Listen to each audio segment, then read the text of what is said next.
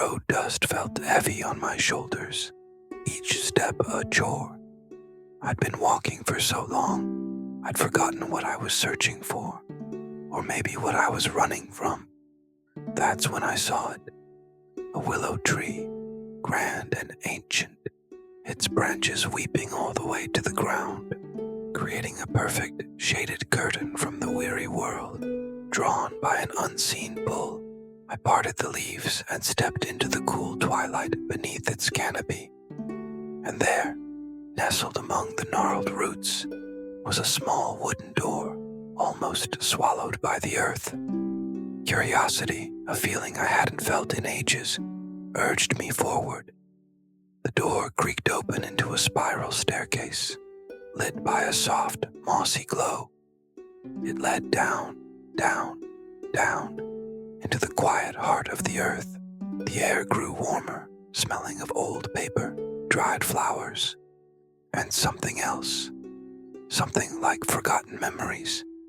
I emerged into a cavernous space, a library unlike any I had ever imagined. The walls were lined with countless books, their spines crafted from wood, leather, and woven leaves. The roots of the willow tree formed the arches of the ceiling, glowing with a gentle, pulsating light. I walked the circular aisles in a daze.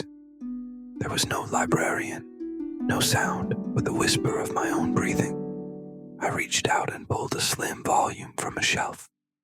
Its cover was smooth, like a river stone.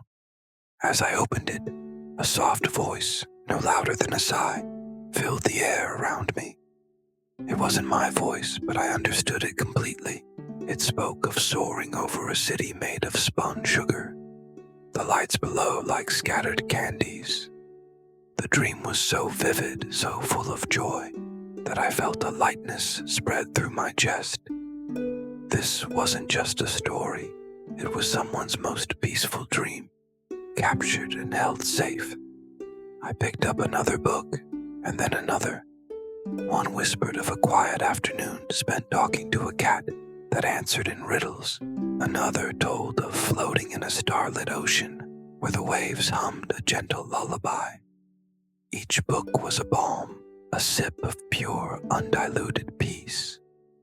As I listened to these whispered dreams, fragments of my own began to surface.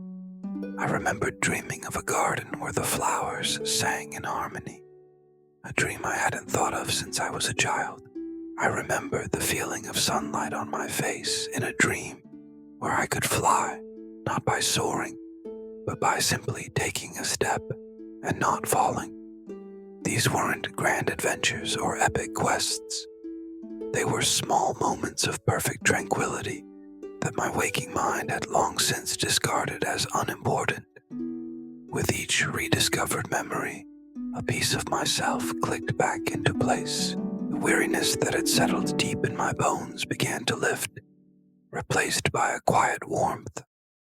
Then, my hand fell upon a book tucked away in a corner, its cover unadorned, feeling strangely familiar. As I opened it, the whisper that emerged was my own. It spoke of a half-finished dream, a path leading to a cottage by the sea, a promise of rest, a place to finally set my burdens down. I had forgotten the way, standing there in the heart of the earth, surrounded by the gentle dreams of strangers and the echoes of my own. I understood. The journey wasn't about finding a destination on a map. It was about finding my way back to the quietest, gentlest parts of myself. It was about remembering to finish the dream. I closed the book, a genuine smile gracing my lips. For the first time in what felt like a lifetime, the road ahead was still there, but it no longer felt like a burden. Now, I knew where I was going. Thank you so much for joining me on this little journey today. If this story resonated with you, perhaps you could take a moment to remember a gentle dream of your own. Don't forget to like, subscribe, and share this moment of peace with someone who might need it. Close your eyes. Let the dream do the rest.